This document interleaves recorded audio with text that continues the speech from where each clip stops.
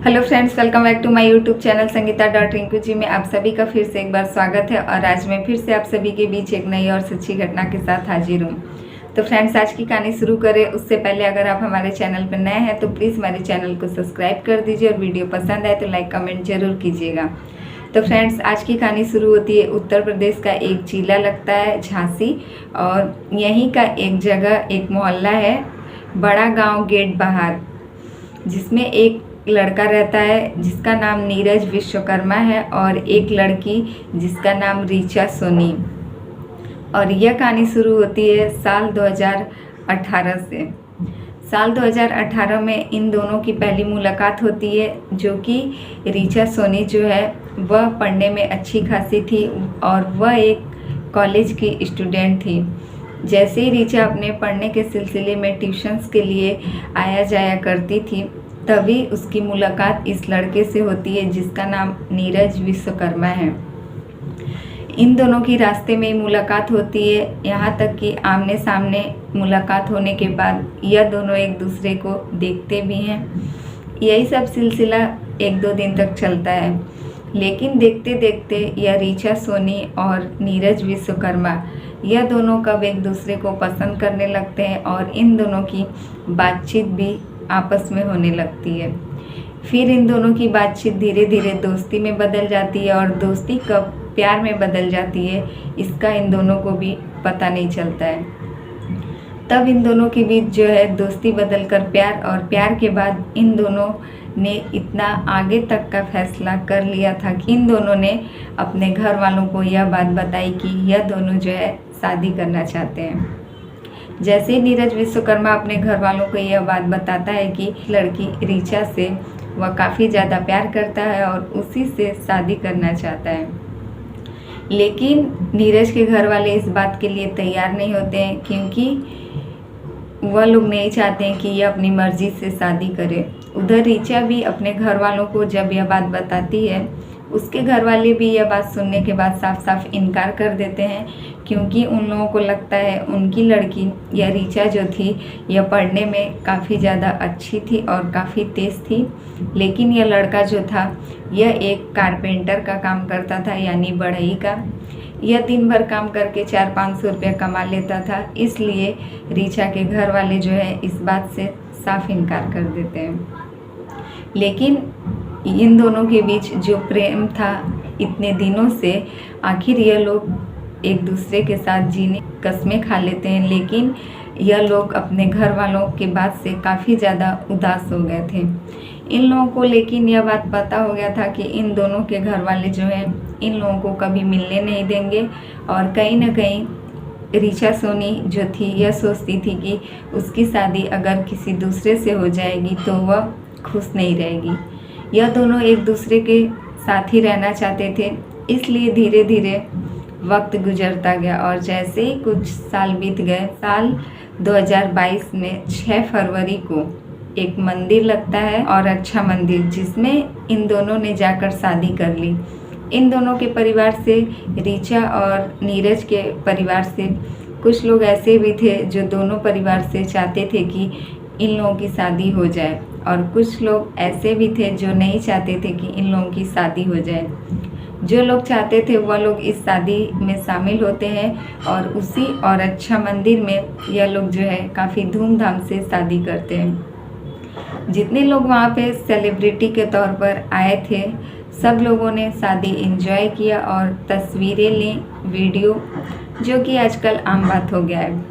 सबके बाद शादी ख़त्म होता है, नीरज और ऋचा जो है खुशी खुशी एक साथ रहने लग जाते हैं। जैसे ही कुछ दिन बीतता है, ऋचा जो है नीरज से कहती है कि वह अपनी आगे की पढ़ाई पूरी करना चाहती है। इस बात से नीरज कहता है कि ठीक है, मुझसे जितना हो पाएगा मैं तुम्हारे लिए करूँगा, तुम अपनी आगे की पढ़ाई कर सकती हो। और नीरज दिन रात एक करके पूरी मेहनत के साथ अपनी पत्नी को हर एक सुविधाओं के साथ उसे पढ़ा लिखा कर आगे बढ़ाने के लिए बेचारा इतना मेहनत करता है। वह चाहता है कि उसकी पत्नी की इच्छा पूरी हो जाए। वह पढ़ने लिखने में तेज भी थी, इसलिए वह भी चाहता था कि उसकी पत्नी जो है आगे की पढ़ाई पूरी करे।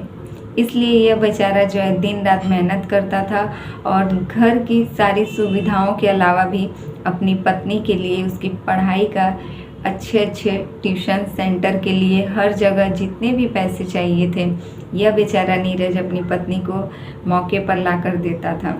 यदि नीरज के पास पैसे नहीं भी रहते थे तो वह अपने संगी दोस्त या रिश्तेदारों से कर्ज के तौर पर लेकर अपनी पत्नी को आगे की पढ़ाई पूरी करने के लिए देता था।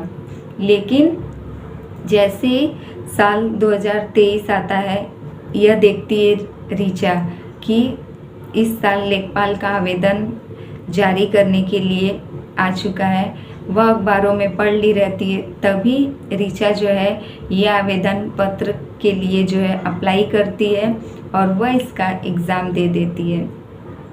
इसके बाद 2 जनवरी 2024 को एक ऐसा दिन आता है कि इस घर में सभी लोग के चेहरे पे जो है खुशी छा जाती है। सब लोग इस कदर खुश हो जाते हैं क्योंकि वो ये एग्ज़ाम दी थी, उसका रिजल्ट आउट हो जाता है और ऋचा कहीं ना कहीं लेखपाल बन जाती है, उसका इसमें सिलेक्शन हो जाता है। इस बात की खुशी पूरे घर वाले मना ही रहे थे कि किसी को इस बात की भनक तक नहीं थी कि आखिर ऋचा के मन में चल क्या रहा है। तभी 18 जनवरी 2024 में ही ऋचा जो है अपने पति नीरज से कहती है कि वह कॉलेज के लिए जा रही है और आने में उसे थोड़ी लेट हो जाएगी। ऋचा जो है कॉलेज चली जाती है, लेकिन जब रात को घर वापस नहीं आती है, नीरज बेचारा काफ़ी परेशान हो जाता है। वह उसे हर जगह ढूंढने की तलाशने की कोशिश करता है। जब वह नहीं मिलती है तब यह उसके मायके, जो कि सत्यम कॉलोनी जहाँ की रिया का मायके था, उसके पिता का घर, यह नीरज बेचारा वहाँ भी जाता है और जाकर ऋचा के बारे में पूछता है। तभी उसके माता पिता कहते हैं कि ऋचा जो है यहाँ आई नहीं है। उसके बाद नीरज वहीं से निकलता है और सीधे थाने पहुँचता है, कोतवाली थाना। वहाँ जाकर वह कहता है कि उसकी पत्नी, जिसका नाम ऋचा सोनी है और वह अपने नाम के पीछे मेरा भी नाम विश्वकर्मा जो है लगाती है, वह अब मिल नहीं रही है। वह घर से निकली थी कॉलेज के लिए और इतने रात तक उसका कुछ अता पता नहीं है। तभी पुलिस जो है उसका मोबाइल नंबर लेता है और उसका नाम सब कुछ लेने के बाद कुछ ही घंटों के अंदर पुलिस जो है ऋचा सोनी को लाकर थाने बैठा देती है और नीरज से कहती है कि क्या यह तुम्हारी पत्नी है। इस बात पर नीरज कहता है कि हाँ, ये मेरी पत्नी है।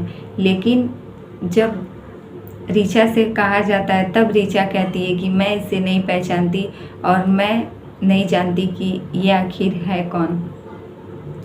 तभी वह झगड़ा कर अपने पति के साथ चली जाती है और वह कहती है कि वह अब लेखपाल बन चुकी है और वह अपने पति के साथ नहीं रहना चाहती, जो कि यह इन दोनों का आपस का मामला था। इसलिए पुलिस वाले भी इन लोगों को छोड़ देते हैं और ऋचा जो है अपने घर चली जाती है और नीरज अपने घर। तभी नीरज को यह बात पता होता है कि ऋचा भी अपनी नियुक्ति पत्र लेने के लिए 9 जुलाई 2024 को जाने वाली है। इस बीच वो बहुत कोशिश करता रहा कई बार ऋचा से मिलने की, उससे फ़ोन पर बात करने की, लेकिन ऋचा जो थी उसका मोबाइल नंबर ब्लैक लिस्ट में डाल देती थी या फिर उससे मिलने से साफ इनकार कर देती थी। यह बेचारा नीरज जो था उसके पीछे पीछे हर जगह उससे मिलने की, उससे बात करने की कोशिश करता रहा। फिर एक दिन इसे पता चल गया कि नियुक्ति पत्र के लिए 9 जुलाई 2024 को डीएम ऑफिस यह जाने वाली है और वह अपनी पत्नी का इंतज़ार डीएम ऑफिस के बाहर करता रहा। कई घंटों इंतज़ार के बाद जब वहां से ऋचा सोनी नहीं गुजरती है तब वह बेचारा सीधे डीएम ऑफिस के अंदर चला जाता है और जो वहां के डीएम रहते हैं अविनाश कुमार, इनसे वह जाकर बात करता है। कहता है कि क्या ऋचा सोनी यहाँ आई थी। इस बात पर जो वहाँ के डीएम साहब थे वह उसका मुंह देखने लगते हैं और कहते हैं कि तुम हो कौन और कौन ऋचा सोनी। तब यह बताता है कि जिसका अभी अभी लेखपाल में सिलेक्शन हुआ है वह आज यहाँ पर अपना नियुक्ति पत्र लेने आने वाली थी और वह मेरी पत्नी है। फिर यह अपनी पूरी कहानी बताता है डीएम साहब से कि वह किस प्रकार 2018 से अपनी पत्नी के साथ रहता था और अब लेखपाल बनने के बाद उसकी पत्नी जो है उसे इग्नोर कर रही है।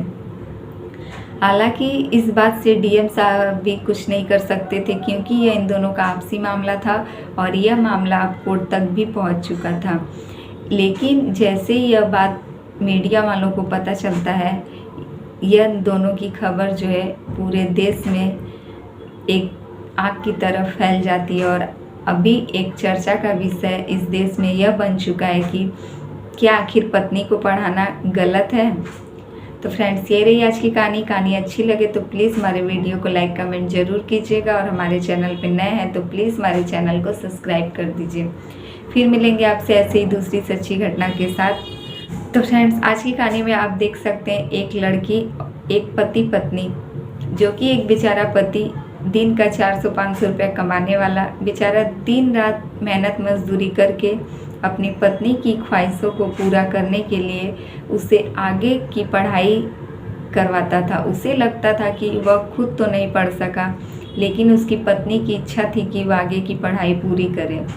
इसलिए यह बेचारा दिन रात मेहनत करके अपनी पत्नी की ज़रूरतों को पूरा करता है और उसे अच्छे से अच्छे ट्यूशन्स लेने के लिए वह उसे पैसे भी देता था, जिससे कि वह लड़की पढ़ लिख कर एक लेखपाल बन जाती है।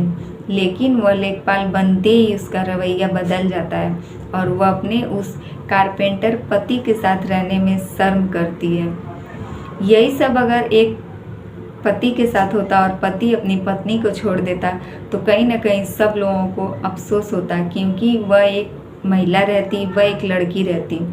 लेकिन यही सब बेचारे एक आदमी के साथ हुआ है, इसलिए इस बात पर अब किसी को भी कुछ कहना कोई भी नहीं चाहेगा, क्योंकि आखिर एक लड़के के साथ यह सब हुआ है। उस लड़की को भी ऐसा नहीं करना चाहिए, क्योंकि उसने लव मैरिज शादी की थी अपने पति के साथ। यदि उस वक्त उसके माँ बाप जब उसे उसका साथ छोड़ दिए थे, अगर उसका पति भी उसका साथ छोड़ देता तो वह लड़की कहाँ जाती। लेकिन आज इस बेचारे ने उसे पढ़ा लिखा कर इस मुकाम तक पहुँचाया, जिसमें कि उसे ज़रा से भी इस बात की कद्र नहीं है कि इसने उसके लिए कितनी मेहनत और कितनी शिद्दत से इसे पढ़ाने के लिए इतना सब कुछ किया। उस लड़की के चेहरे पर ज़रा सी भी सिकन नहीं है कि उसने अपनी लाइफ में कोई भी गलती की है।